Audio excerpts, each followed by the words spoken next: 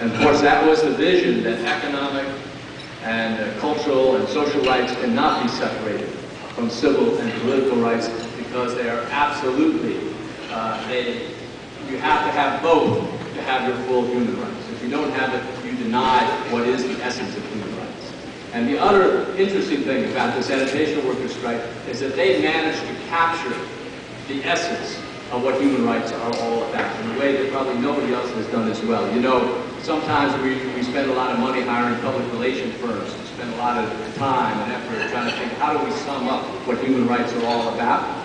And sometimes I go to academic conferences where they're debating what's the real philosophic foundation of human rights, what human rights really mean. I think all that time and money could be saved if people would just look at the pictures from the Memphis sanitation workers' strike.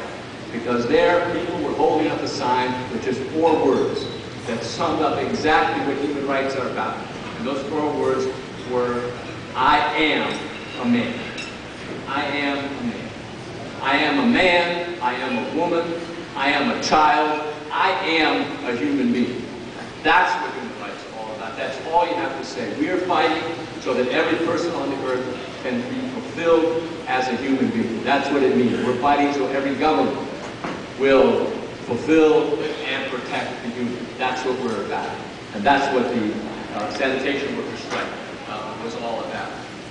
Also in Memphis, 40 years ago, Dr. King gave his last, and in my opinion, his greatest sermon of all time. In fact, to be honest, to me, it's one of the greatest sermons anyone has ever given. And if you read it again, I'm sure, whenever I read it at least, I feel like getting down on my knees. It's extraordinarily powerful. And in that sermon, he imagines God saying to him, well, you know, Martin, you can be any place you want to be in history. Anytime, where do you want to be? And he runs through history and says, I could have been here, I could have been there, I could have been there. But he ends up saying, I'm happy that God has allowed me to be alive right here in Memphis, Tennessee. And then he adds these words, and in what he called the human rights revolution. That's what he called it, the human rights revolution. And of course, he was not just part of the human rights revolution. He was arguably the greatest leader that the human rights revolution has ever had.